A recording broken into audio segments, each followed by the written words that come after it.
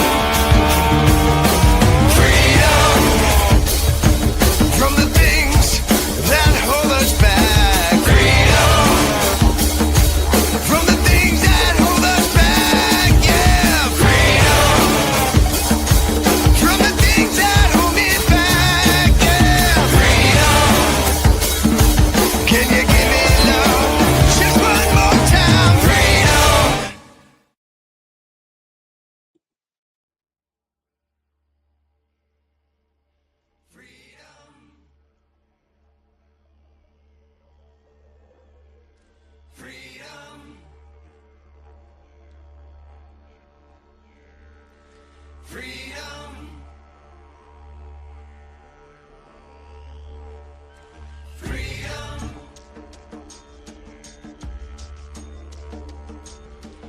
Freedom.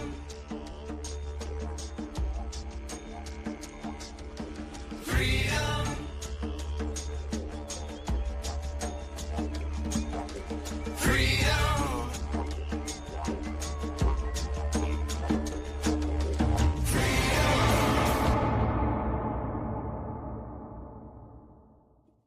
Good evening and welcome to Sync in 4-4. I'm Rich Masotti. Thank you for joining us again this week. Normally at the top of the show, we like to discuss the very latest in music news. But this week we have a very, very important guest. So we're going to pass this week's music news and get right to what really matters. But before we do that, folks, let me bring out my partners, of course, EP Wolfe and Chloe Sommer. Welcome, welcome, welcome, guys. Good to see you. What's happening, my man? What's up, brother? How was your day? How was your week? My day was long and my week was shorter. I should have known better. Chloe, how about you? Week too long, weekend too short. As always. The weekends are always too short. What are we going to do about that? Week. Oh, okay. Sorry. I get it. Of course. Listen, EP, you know our guest a long time, and forgive me. I thought we should get you guys on screen together and begin this conversation, skip the news, and get right to the hook. What do you say, my friend? I haven't seen my boy in a long time. Let's go. Let's do it. Dave Kain, welcome to Sync in 4-4, my friend. Killer Kain. Hello, everyone. Killer Kain. Go give us a few of them. What do you remember? Killer Kain. We just talked about some of them. Hit him with a couple of them. My album titles: No Pain, Sure. No Cain, No Pain, No Cain, Raising Cain, Citizen Kane. Love it. Love it. Oh, Lots of character. There's a bunch. That's close. I love Lots of character. They're all Dave, over. thanks for your time. Thank you for joining us here on the platform. We're very excited to have you. And we're excited not only to hear about your history with EP and your musical journey, but to hear your thoughts on what continues to change in the industry, what continues to bring people back, what draws a listener in, what matters most, what resonates. I have to say one thing to add to that. Dave's playing can light up a barbecue, so your next album should be Pro Cane. That's pretty good.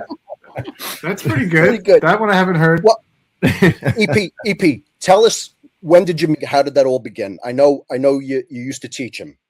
I used to teach Dave. Well, Dave was the first student, but he surpassed me in like the 3 months. You know, he was ready to move on. But no, he was actually, we grew up in the same town. We grew up in a very musical town, a lot of great musicians. And I was maybe a year or two older. And when I started playing guitar, I practiced like a maniac. And so a lot of kids wanted to take lessons because I was the first one to be able to like pull off eruption and tapping and that kind. It was very easy for me to play fast. So everybody wanted to take lessons. But Dave was the only one that would come back every week with the lesson from the previous week learned. Like he actually studied. Everyone else was kind of like, show me eruption. I'm like, yeah, but you got to do this first, you know? Right.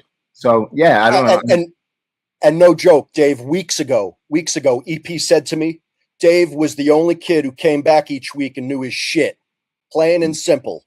Yeah. That's what I heard too, because like Greg told me the whole story about it. He goes, he was the only one that came back. That's what I know. We never talked about it. It's really flattering, and it's really nice. Thank you, man. I appreciate it. How long did you study together? I think, like I said, like I don't know. What do you remember, Dave? I don't remember much from that time. It's got to be at least a year or two. Okay.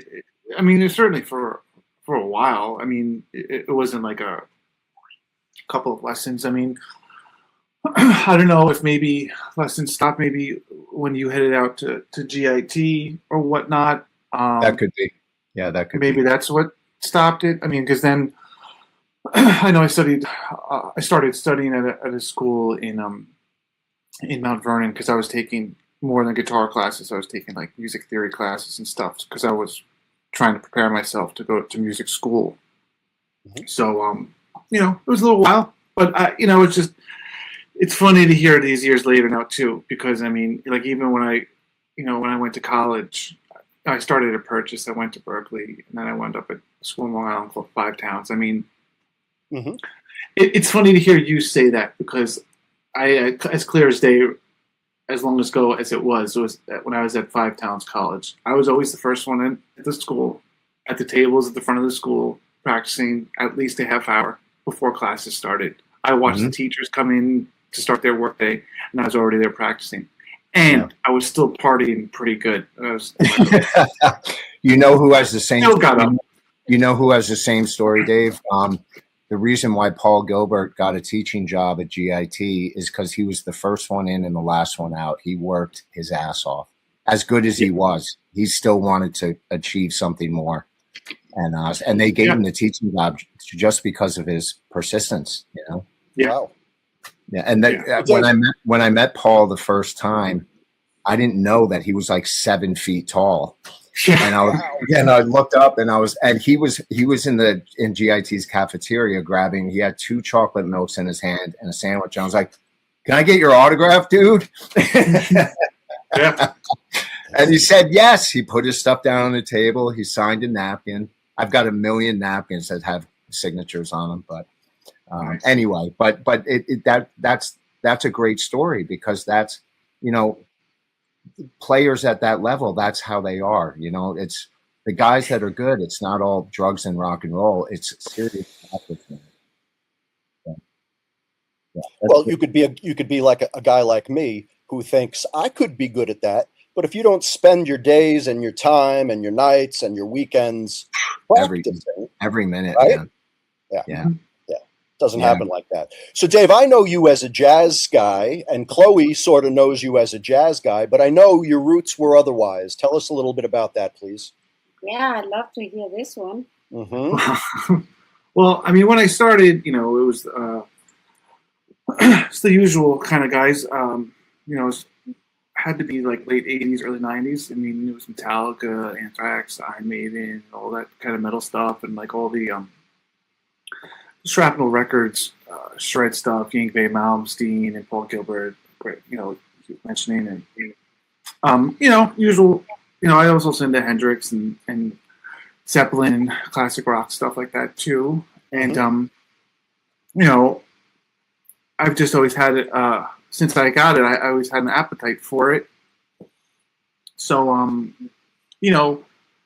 I certainly wouldn't say that I got better than those guys, but I certainly got bored with playing that style of music. And just to me, however it was put in my head, it just kind of like jazz was like this higher echelon that was just, really kind of, if you're going to step up to the plate to do that, you better be able to step up to the plate.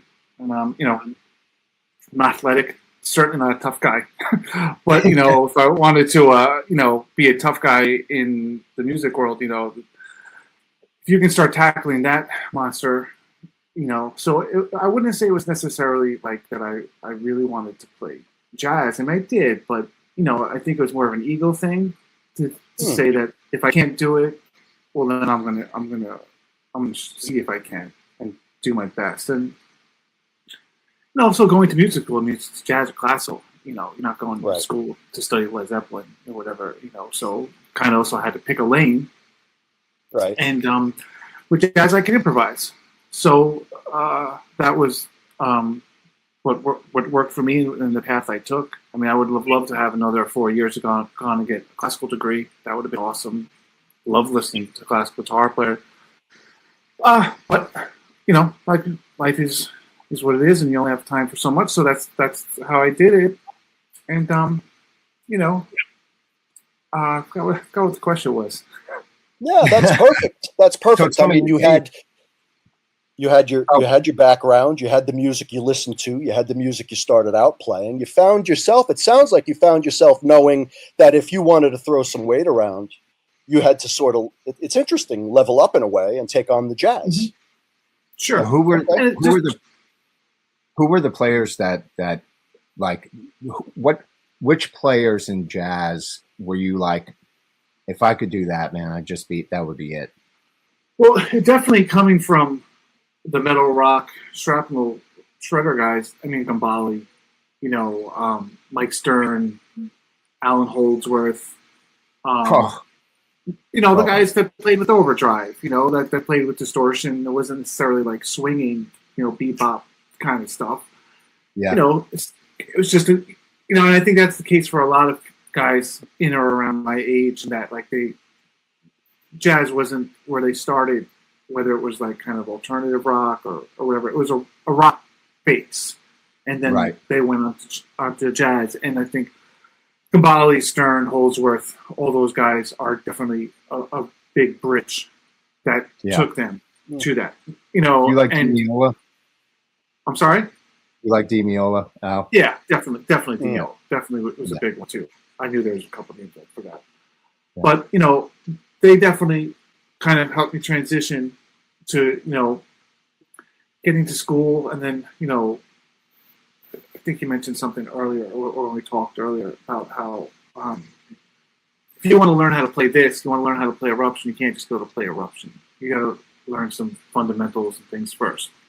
So if I was going to school to kind of sound like Gambale or Holdsworth or whatever, you got to hold ups, like you got to learn some core stuff, and then that's not to diminish like Joe Pass or Tal Farlow or Wes Montgomery or any of those guys, but it's just a different thing, and you've got to kind of learn those fundamentals first. Yeah. Go ahead. I apologize. Go ahead. No. Well, just saying that, that's kind of really where you would start with doing that, and then you kind of work your way up to those kind of things. And so I'd listen to those. I would say, and again, it's not to diminish or anything. I mean, I listened to those guys and learned a lot of that stuff, or that language, vocabulary, kind of more because I had to. I mean, that sounds like I didn't really enjoy it, but I mean, that is kind of the case. I mean, that's kind of where you start. So that's where I started. So I knew those were the guys I had to listen to. It wasn't so that I was like, oh, I got it. Yeah. I loved it. It's like, okay, this is the stepping stone, and that's where I started. Yeah.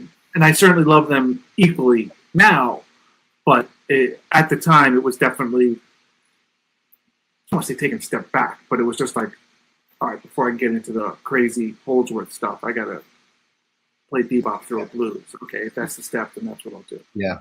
It's so funny when I talk to aspiring songwriters or guitar players that limit their scope Like you have guitar player. There's a lot of guitar players out there that can play one style really well because they know it inside and out. But anybody I talk to that talks about being educated as a heel, I say, listen, the only way that you can be absolutely free to have the universe give you something to put out is the more knowledge that's up here, the freer you are on your instrument. And it's especially true with songwriting. So I went to GIT because I wanted to, hang with Paul Gilbert and Russ Parrish and the teachers at that time. And Stevie Ray Vaughan came in and did a showcase for the school. So we're all sitting there, and I wasn't really a big fan, but when he came in and played, I was so blown away. I immediately found the teachers in the school that taught blues. And then because my education was I studied like chordal structures. And then from GIT, went to Mann School of Music in New York, and then on to Manhattan School of Music to learn theory. I wanted to know how to make these chords that I was hearing in my head because I fell in love with songwriting. All of a sudden, it was like I wanted to be a guitar player, but all of a sudden, I knew that one note could say as many as 50 million notes. But it's not about how fast you play or how slow you play. It's how you play in the pocket, So if it calls for speed, go for it. But the only way that you can be free in your mind is with knowledge. It's the only way you can open yourself to the universe, because the universe is not going to give you what you can't play. So it's so free. The more you know, the more free music is. I love that you say that, man. It's so absolutely cool. I think maybe getting a little off topic. I don't know, but I mean, also for me, I just also want a career in music. I mean, there's just a lot of paths. And I don't necessarily think that, only thing I knew was that I wanted to be a really good guitar player at bass. Bass thing is that if there's one thing I know that I can be really strong at is to play guitar. Now, I just said guitar. I didn't say jazz guitar. I didn't say rock guitar. I didn't say country guitar. I said guitar. So for me, I leave school. I got a jazz degree, but I'm more than likely not going to be playing jazz 7 nights a week. That hasn't existed in a long time. And I mean, you could if you want to be starving, but I'm going to have to do other things. So again, just you've got to know how to play and everything. I mean, you just have to be able to play everything. And I don't ever want to walk into a situation where I feel weak. I got to feel strong. I still do feel weak in a lot of situations, but now it's different. We're not talking about sex lives here, man. Yeah, no, it's PG. I'm going to send this link to my mom, so you're going to keep it PG. Oh, nice. But, nice. But no, that's 100% true, Dave. And I spent 10 years in New York being a studio player and playing with bands, and I got hired a lot. And there was one session that I did that was like this guy came in. It was like I was charging $75 an hour, and this guy wanted to come in and record an album. And they didn't use charts. Everything was by ear. And I was like, and it was music that was out of left field for me. Like you probably would have been able to pull it off. But for me, it was like playing with Stevie Wonder. And it was like, but really like a lot of chord changes. And the guy's just like, because when I took the session, I asked the studio guy, are there charts? And he said, of course there's charts. So I was like, great, I'll do it. And I walk in and the guy's like, 1, 2, 3. And I'm like, what's going on? And it was really humbling. It was very humbling. I've never been in situations like that. I've heard stories, and it's definitely super intimidating. I mean, I know studio guys. Some guys are really, really strong readers, or they're just really good guys at creating parts for other people. It's a hard gig, but again, man, it's like you have to be prepared to play whatever. Right. And I know kind of we were talking about songwriting earlier. I mean, I didn't do that much writing when I was in high school or college or whatnot, I mean, it was pretty minimal. It was really focused on learning the instrument. And but as I got out of college, all I was really playing was jazz, and so I just started writing a lot of jazz stuff. And I think just in the way that I wrote the earlier music that I listened to, that the non-jazz stuff always just kind of lingers back there. It's like the kind of climactic, romantic, emotional kind of things, and Yeah. a lot of music that I listen to, and I Yeah. always try to Who's the bring that- guitar and who's the guitar player in Megadeth now? He's so flawless, and his background is like neoclassical jazz. Mhm. Is it Kiko? Is it Marty Friedman or No, Marty Friedman's gone a long time. It was like Kiko Loureiro or something like that. I think he's a Brazilian guy or something. It's the last guy. Okay, and Alex Skolnick from Testament, another Woo! really strong player. He's playing. I'm gonna see soon. Megadeth in September with Iron Maiden. No, you're not. Where are they playing? Yes, I am. When did you start getting into jazz? When did you make the decide to make the transition? Well, it was definitely college. I mean, like earlier. I mean, like I kind of had to pick a lane if I was going to go to college. I was very fortunate in that, my parents. I've had very supportive parents, then up to and including today. I mean, at 50 years old. I mean, my dad was when music was becoming obviously something very serious, and I wanted to go to school for it. And my dad was very supportive. Both our parents were, and they're like, if you're going to do it, do it. But get your degree. Don't kind of fiddle around and kind of goof around. Do it. And they did. So I mean, music school is kind of jazz or classical. So I mean, that's kind of what it was. I mean, my college thing is kind of a little bit of a complicated one in that I had a hard time getting into music college from high school. I'll try to make this as brief as possible. I didn't really get into any, I don't think. I didn't get into any. So I took like a part-time course load at SUNY Purchase. And had like an ensemble or two. It was pretty minimal. And then like there was a Berkeley summer program that they had, like my first summer after I graduated high school, did SUNY Purchase. And then that summer I went to Berkeley for a summer program. It's like a full semester's course credit. And I did really well. And what I did was I was going to take the fall off and then go back in that spring semester after the holidays. And like a few weeks before I was going to go back to Berkeley, they're like, just because you took that summer program doesn't mean that you're in the school. You got to apply. So I did, and I got rejected because my grades were just not that great.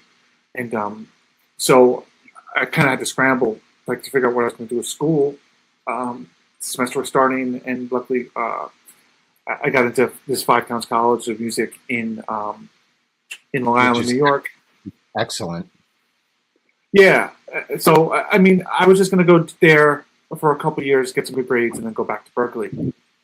And then I did that, got some good grades. I reapplied to Berkeley and got accepted. And then I was going to go. And then some of my teachers in New York were just kind of like, Berkeley's a great school, but, you want to go up to Boston and compete with your teachers for gigs and stuff. You already live in New York. You already were teaching some in New York. I mean, you're probably going to go to Berkeley and just come back to New York. Why don't you just stay here? And,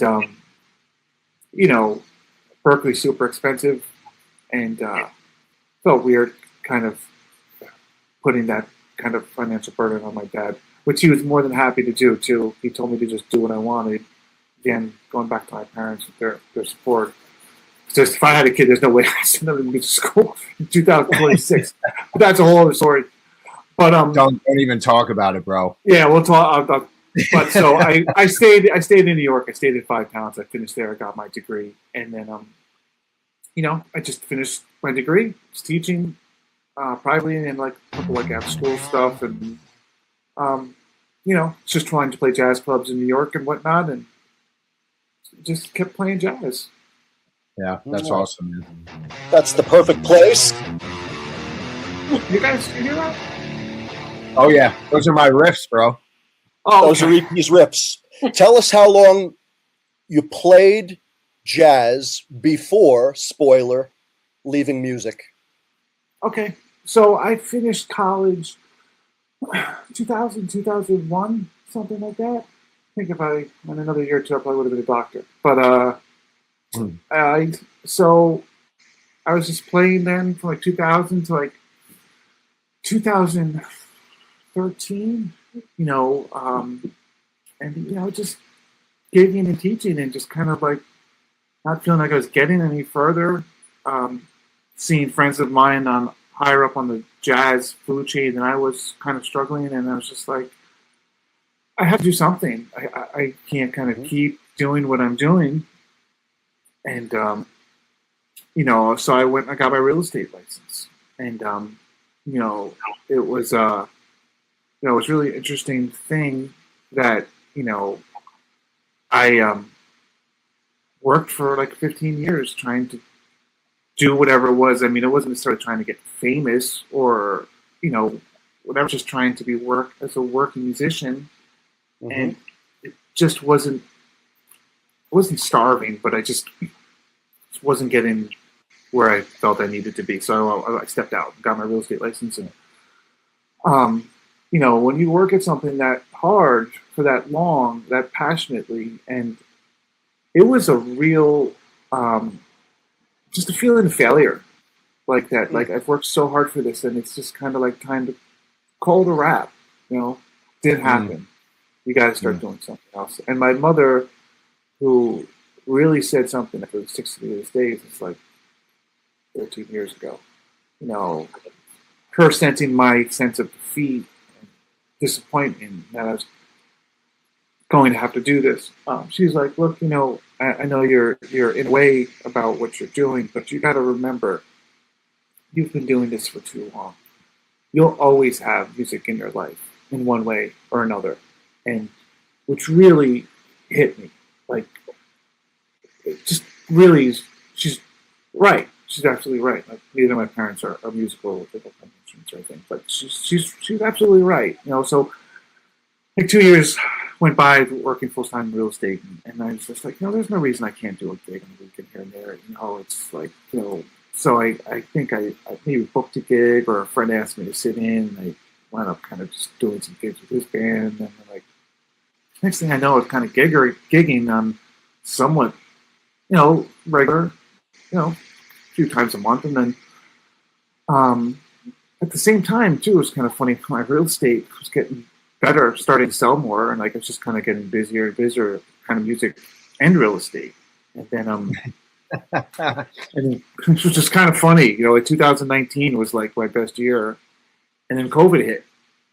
Like in 2020, COVID hit, and it's really interesting because I was pretty much out of music full time at that point, and I was really starting to find my way with real estate, and I'm still in contact with all my musician friends, and to see them get shut down like that, guys who have been touring for years, literally shut down overnight to like, what do we do? Like, was like, I'm really glad I have my real estate license, and Exactly. It just, the timing of it was funny that, it's not like I was making a killing for it, but I had something. I did have something. I was able to do something to make some money. And didn't real estate boom in the suburbs, like people fleeing the city? That first month, man, I had moved to a new brokerage. I moved to Douglas Elliman in December of 2019. Like I was like moving up, like trying to get to a new place and build my business. And I'll tell you, that first month, middle of March, we were getting emails daily. People looking for houses with a pool, private backyard, 40 grand a month. Like it was nonstop. It was crazy. It was absolutely crazy. But like if you had like kind of your niche or an area that you worked a lot, whatnot, as a realtor, you were crushing it.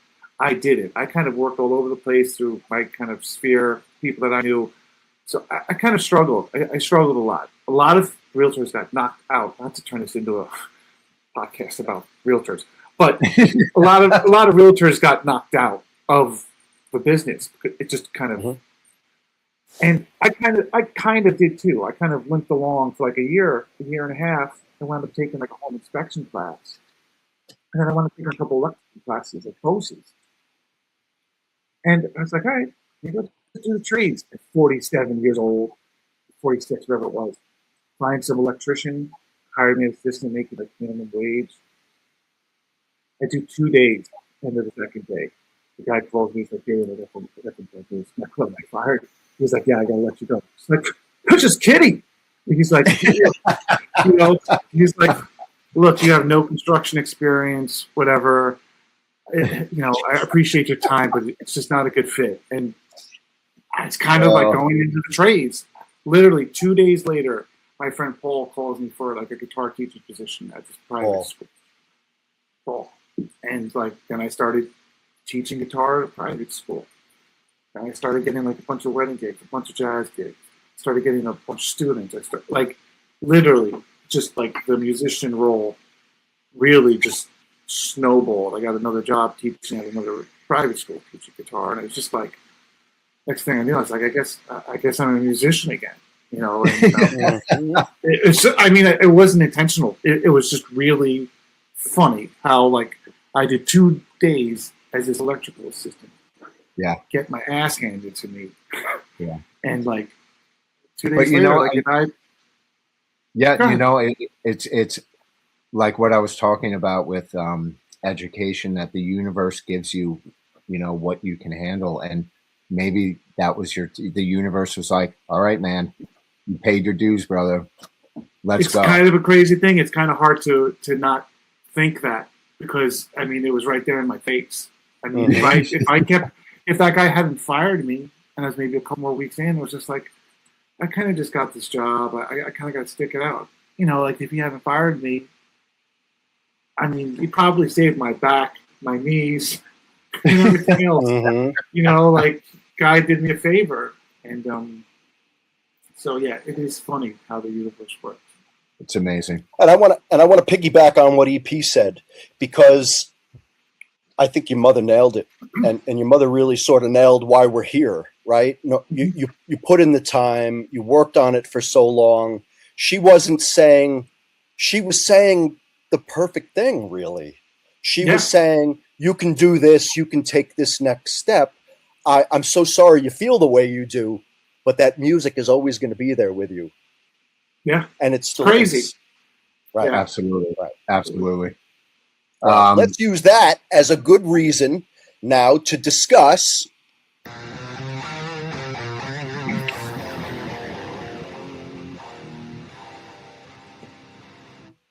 that you're back in music, Dave. Now that you're back in music, I want to know, EP wants to know, Chloe wants to know, we all want to know two things. Why do you stick around? We talked about this a little bit earlier, and you did a beautiful job with it. Why do you stick around now? Why does the music still grab you? Why do you still want to play more music? And the second question is, much like you left music, you came back. And we started with EP's question. Music has changed, right? If the music changes, the audience changes. If the audience changes, the music changes. Dave came back. Where's the guitar? Let's try to tie this all back together now, Mr. Guitarist, Mr. Working Musician. Tell us what it means for you now to be playing again more frequently. And I loved seeing you play the other night. I'll be out to see you play again. We'll talk about that more. What is doing it for you now? And why? Why was your mom so right? Well,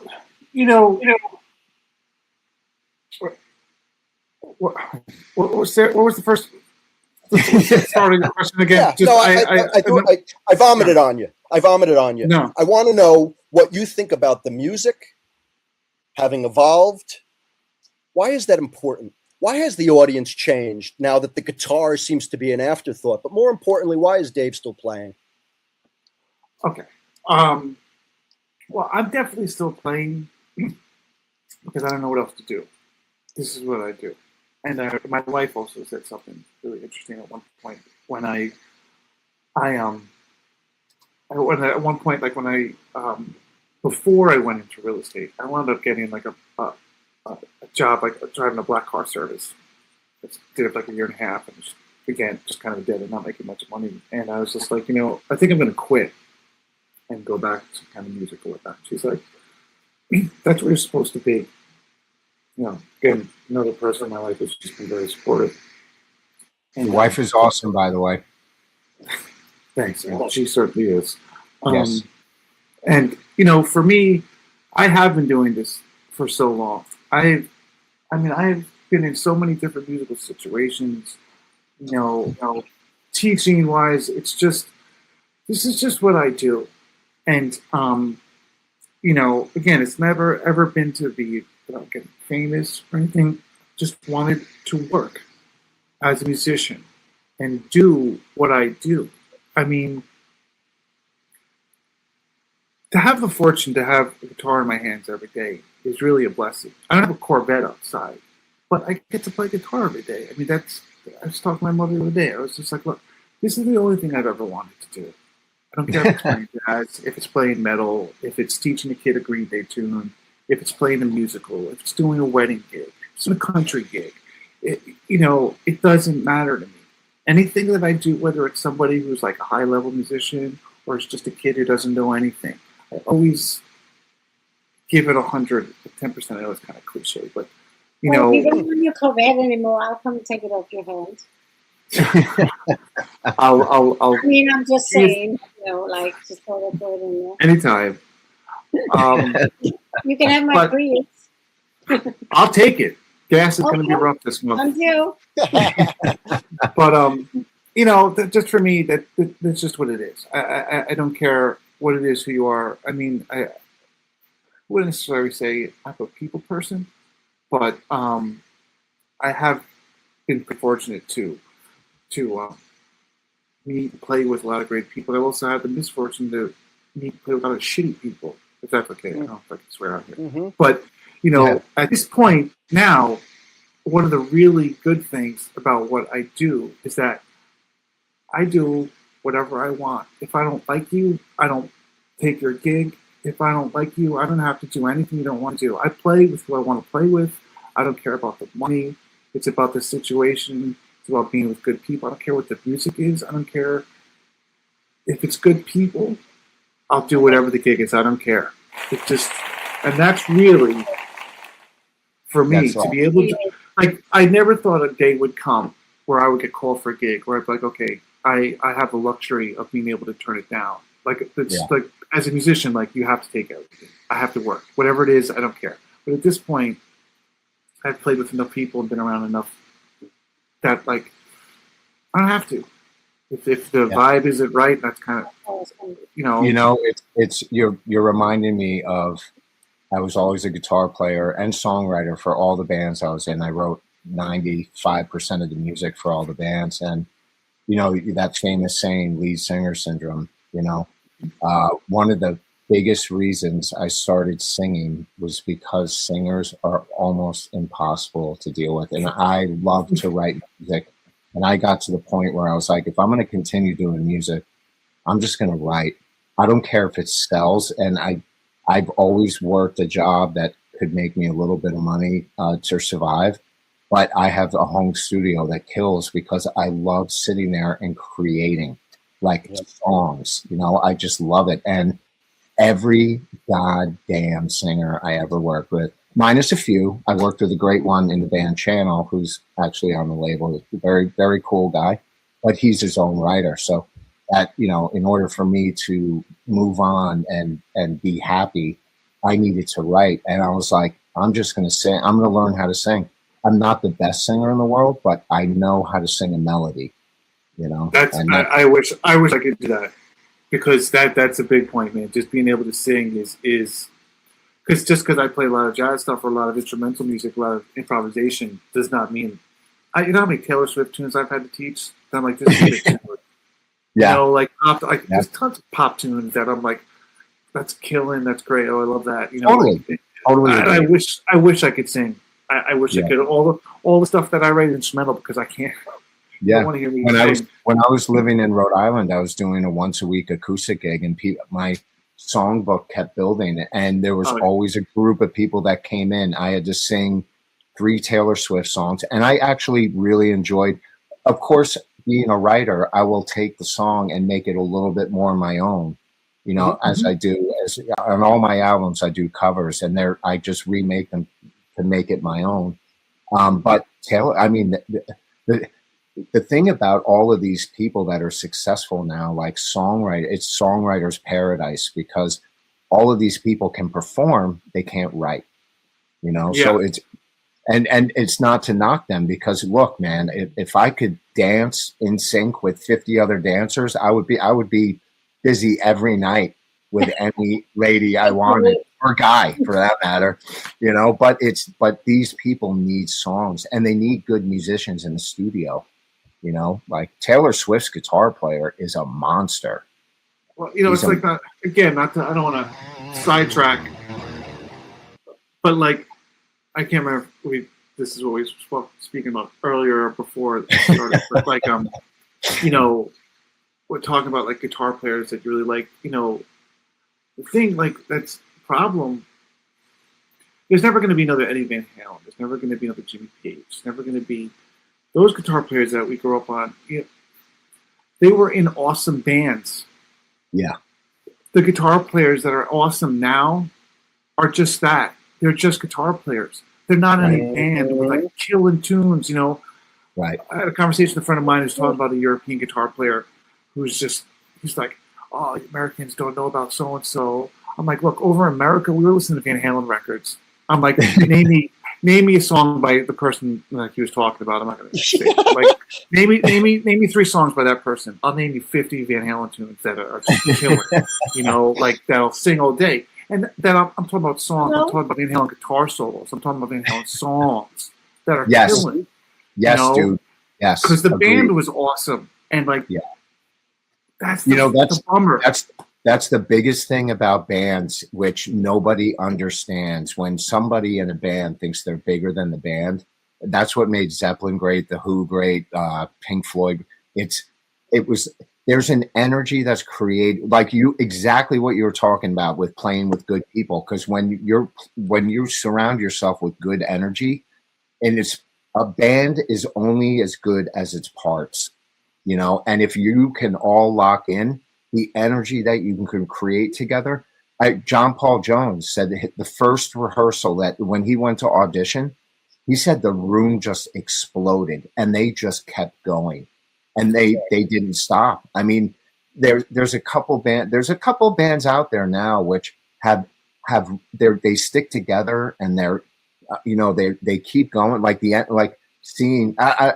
it's such a long conversation about all the bands, but the bands that are coming out, there's either like that. It's something's off. If you don't see smiles on the bandstand, if you don't see a bunch of guys smiling, there's a problem. Oh, totally. You know what I mean? Yeah. I think it was Nile Rodgers who said, he was like, you know, what's a groove? Groove is when you look at that bandstand and everyone's got a smile on their face. Yeah. Absolutely. Like if that isn't there, you know, it just that chemistry of having a band and doing it is really important. So whether it's just a singer who just sings a bunch of songs written for her, or if it's a guitar player just playing over a bunch of backing tracks or something. Yeah. Where's that band? Just got just those cool tunes and that's it's kind of missing and I don't think it's ever coming back, you know, unfortunately.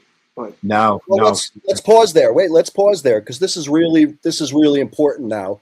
And I think we need to put a bow on things because you guys are talking about bands, great bands we knew when we were younger, not so many of them around anymore, not so many of them playing on popular music, on popular radio anymore. So let's here it is. Let's bring it back around now and try to what happened? What changed? Dave doesn't think it's coming back. What do we say? What do we think? I said the other night that the new rock stars are DJs because DJs are like the old bands. They are able to pull all styles of music together put it under a really solid beat. They really know how to move a crowd. They're jumping up and down on stage. They are smiling. They're mixing music of like 50s jazz with house beats and like Parisian bebop, and like they're doing it all, and they're filling stadiums. You know, like I think DJs are like the new rock stars, because exactly what you said. They're smiling, they're talking to the crowd, they're like, you know, they're getting everyone involved and creating good hooks. But what makes them great is that they're taking music that was created by great bands and artists. So that vibe, the music that a DJ plays that moves the crowd, was created by some great people. That creates that energy. How many Van Halen samples do you hear tied into this thing? I mean, Okay. It's an interesting thing that, you know, you know, thinking about, oh God, I just completely had such a strong point. I'm sorry. Well, here these DJs are out doing what Greg EP described. They're doing it. They're using other people's music. We're talking about samples, Van Halen, all this stuff, right? It still resonates with people, but it's not a band. Yeah. This is what it is. There's that I was band. going to say, I'm sorry, Greg. Go ahead, Dave. Oh, no, please. Well, I was just going to say that, like, because I do teach, I've always kind of had students sometimes more than others, and like they kind of tell me paint a good picture for me. It seemed like there was a period when the internet came out where kids would come in for lessons. They would bring in these bands that I was just like, I don't even know.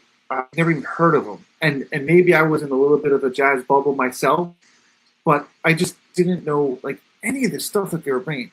And then there was a turn.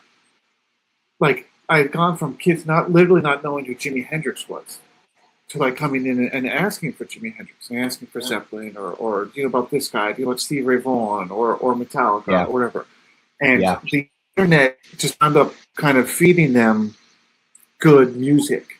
Yes. Because there wasn't really much good coming out. So all of a sudden, you know, I mean, I have a kid that wants to play Sweet Child of Mine that's 40 years old. Almost 40 years old now. That's old. That's old. Yes. Like, yes. That's that old. But like Zeppelin's fifth, you know, like, but now they do know that music, you know, and so it's great. It's great that they're listening to these good bands and good music. And a lot of kids, I mean, like we were talking about the diminishing of like just guitar music and whatnot. Like, I think it's still there because I still have kids who want to learn guitar. I still teach. I still have kids who are into it. You just don't see it every day like you would see every day on MTV. Right. One centered place where these things would happen. You know, they have so many options of what to listen to and where to listen to. The unfortunate thing is that they have everything. Anything they want to listen to in 5 seconds is in their face. Whereas when we were younger, and I hate to sound old, but like let's talk about today, you know, whatever allowance I had, I went to the store and whatever record I bought, I better like it. I better pick wisely because that's what I'm going to be listening to. Yeah. So whatever I picked really mattered. Going out, taking my allowance, riding my bike a mile or two to go get the newest guitar magazine. Like, it was a transaction. Something that had to be worked at or earned or saved or something to make what you got valuable. They have everything now, which is great, but it also diminishes, like, they're not going to be really sentimental about a lot of things like I am now. Like I remember hearing Yngwie Malmsteen, or I remember like whoever it was, and it has meaning to me. But they're so flooded with so much stuff, which is great, that it just is all kind of, I like music. I'm like, well, when I was your age, there was a wall in my room that was for Metallica. There was a wall that was for Iron Maiden. And that was what I listened to. And that's what was my thing. That's the shirts I wore. That was my thing. Your wall when you were a kid, like your posters and that's who your thing, Oh, yeah. God, and, I mean, it was everything. And everything is cyclical, because I have a good friend at Guitar Center who's my guy that I go to for everything. And he was telling me the last year guitar sales have risen like 40 to 45% with kids coming in and wanting to buy guitars. And he said it's weird. And there's going to be a band that comes out that is just going to blow the doors open, just like Halen did, just like Zeppelin did. It's so cyclical. And it's exactly as you said, like, how many DJs can you're going to have your favorite DJs, you're going to have and there are some great bands out there like that I want to. There's Glorious Sons, which does some great stuff. Chris Stapleton's doing some great stuff. There's some country artists that do more rock than country that are killing it. Yeah. I think the next rock band is probably going to come out of Nashville with like a super country background. They know how to write a song. They know how to groove. But it is cyclical. And when that band comes out, it's going to bring rock back, There was that band that, remember, they came out with that song a little while ago. Chloe, you like them. It sounded very much like Zeppelin. Greta Van Fleet. Oh my God. Greta Van Fleet. Yeah. Almost. I love rock music, and we were watching Saturday Night Live like a couple of years ago, and this band came on, and I was like, I guess I was in the kitchen, and I'm hearing this, and I'm going, what, does Zeppelin like come out with a new song or something? And I went into the living room, and these like young kids, I guess he was 20 at the time. And I was just like, oh, please let this be like the new thing. It was so good. And I absolutely love that band. I grew up. There's a lot of great music out there. Yeah. So Dave, there's a lot of great music out there. Yeah. There is. And there's going to be somebody that comes out that blows it out the window. Now, Dave. But Dave, he's piqued a question for me, right? I'm hearing that these kids all feel like they are MTV in the privacy of their own homes nowadays. Is the problem simply that those kids aren't getting together and starting great bands anymore? You don't need a band anymore. Well, that seems to be a problem if we miss the guitar, right? If we miss the guitar, and people don't want to start bands anymore, there's one of the problems. Yeah. I mean, I teach a couple kids in my neighborhood, and I had this young girl I teach on Saturday, and she said, Tommy, there's one student who lives street from her. She's like, Tommy and his band are playing at the thing this afternoon. So I didn't know anything about it, but so my student has this band I kind of knew about, but they're playing something in their town, and that's awesome. And I was like, I hope he has a good show, because it'll always be there. Just like my mother said, music will always be my life. It'll always be there. Maybe just not as in your face, unfortunately, as it used to be. But there's always going to be people who want to hear it. And I just want to touch on real quick that, it's the paths that music takes you.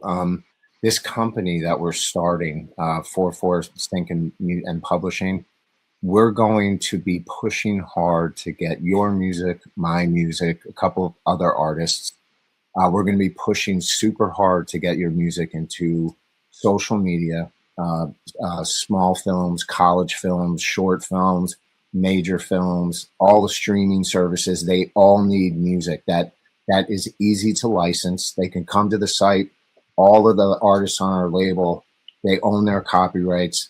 They own their publishing. So a sync company can come to us, a licensing company, and say, we love that song. Can we get it? Yep. The buy button's at the bottom of the page. And we've got 4 different tiers plus a custom tier.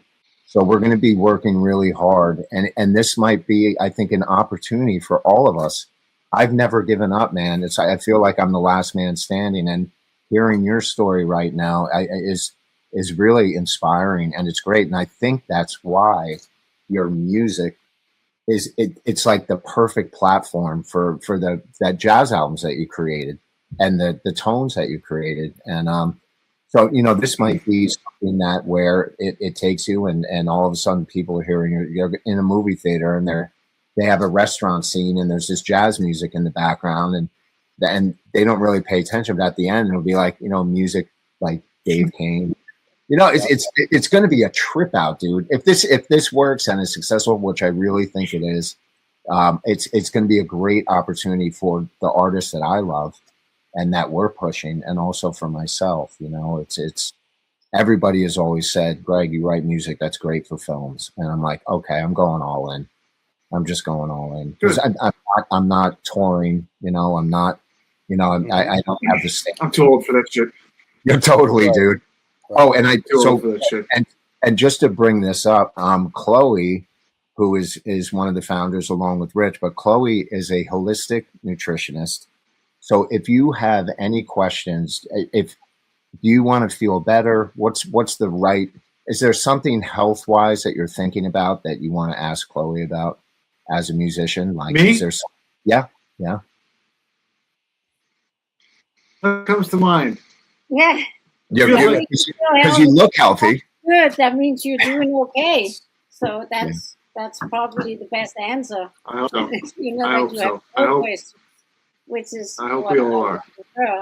But I think the nice side effect of what we're building here is that we're finding there are a number of things we can do for artists like ourselves who just haven't crossed the bridge yet. And I keep using that word, but I really see these conversations, this platform, the business EP's building, I really see all of it as a bridge we can cross together. You said I don't want to sound corny earlier, and now I'm starting to sound a little corny.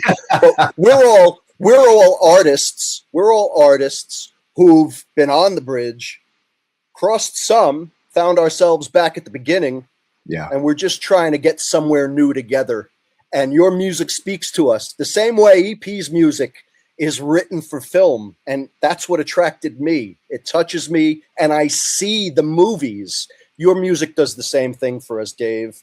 And it would be an honor if we can do anything to help get that placed somewhere where others will hear it. Yeah. Well, I mean, you guys are certainly way too kind. I really appreciate all the kind words. I certainly appreciate, need people like you too, because I'll just sit here and keep playing gigs. I haven't really done anything with this music. I haven't booked a gig playing this music in quite a few years. Just been busy and teaching and just, just trying to work and be better at what I do. And so having, you need people like you guys to drive the train and push these things home. And I get a little complacent, even though with my gigs, like, I'm just like, I'm just a little kind of, I'm not like, it's not that I'm not ambitious or whatnot. I'm just kind of like, I'm going to be playing either way, So sometimes I'm more focused on that than maybe other aspects that I should be. So that's amazing, man. I'm so glad to hear how you are now, man. Let's tell everybody how they can connect with Dave. Dave is available on Instagram at Dave Kain. You see the spelling there. We'll leave it up for a moment. Oh, look at that typo in the Hotmail address. I'll tell you. That's AI, man. That is AI right there. I catch one misspelling, she gives me another one. Dave is available for performances, private events, music instruction, and weddings. I know Dave played a few gigs this past weekend. I saw Dave play last Thursday. I'm going to have to talk about it another time, but I will tell you that while I was there, it was amazing. It was amazing to hear Dave's bandmates praise Dave's compositions, and it was amazing just to be there and to feel him play in a very small, intimate setting. I look forward to seeing you play again, Dave. I really do. Yeah. Thank you so much. It's very kind. And are we gonna close out with a song by Dave? We certainly can. Now I have. I'm glad you asked. I prepared a few assets. I have a video with Dave's song behind it. The one you sent me, EP, was a very good choice. So I do have some video that we can throw up real quick. I also have a performance video of Dave's. Dave played Sir Nicholas the other night. It was the piece Paul spoke so fondly of. I went and found a performance piece. So I have a performance video queued. I have a video queued that is Dave's song against stock footage? Oh, I would love, because you know what? We are sync licensing company. So I would love for the opportunity. I hope you're a good film producer. I haven't seen it yet, but Rich is awesome. He produces, he's in charge of all the podcasts. Amazing. He's also the head of A&R. And when I played him your stuff, he was like, yes, I agree. And I was like, great, let's go.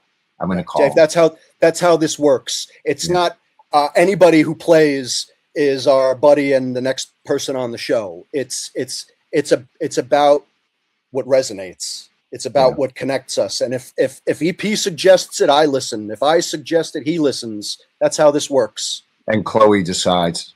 Yes. Yeah. Mama's the boss. Just kidding.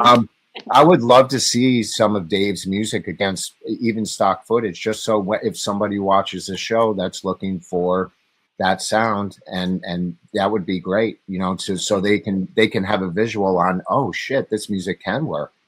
Yes, sir. Well, that sounds good to me. It's a longish video because the song was longish. How about I put it up and we go out to it? Let's do it. Dave. All right. Thank you, man. And Dave, you're the first artist that we actually seeing you play. We will make it. And Dave is the first. I feel like we had a lot to discuss too that we didn't get to, so we'll have to do it again. But we man, definitely do it again. Yes. Feels like there was a lot of stuff we wanted to talk about. I feel like I rambled too much about real estate and my feelings that we're gonna have to not at all. Sometimes we let this happen, so you have to come back. Exactly. We're getting your hopes. Anytime. Totally. Anytime. All right. Thank you. Well, Dave. with that, folks, I want to thank Dave Kain for joining us tonight. We're going to conclude the show with one of Dave's songs, and I do want to make sure. Bear with me 1 second. I want to make sure I get this right. We're going to play a composition by Dave Kain called "Once Again." It's going to end the show for us this week. We're going to go out with Dave's music to some images so you can see how that works. We look forward to having Dave back. Chloe, EP, love you. Thank you. Dave, we'll talk to you again soon. Yeah, peace and love, brother. Thank you, guys. Thank you, guys. Have a good night. All right. You too. You too. And feel free, Dave, to hang out and watch a little bit of this and then just bounce when you need to. Yeah. Let's roll, baby.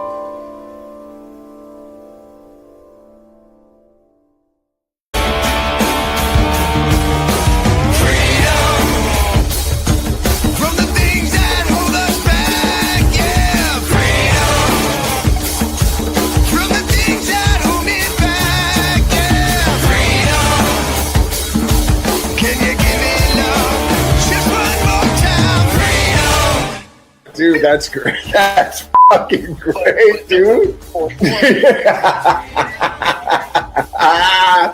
Yes. Yeah. I love it.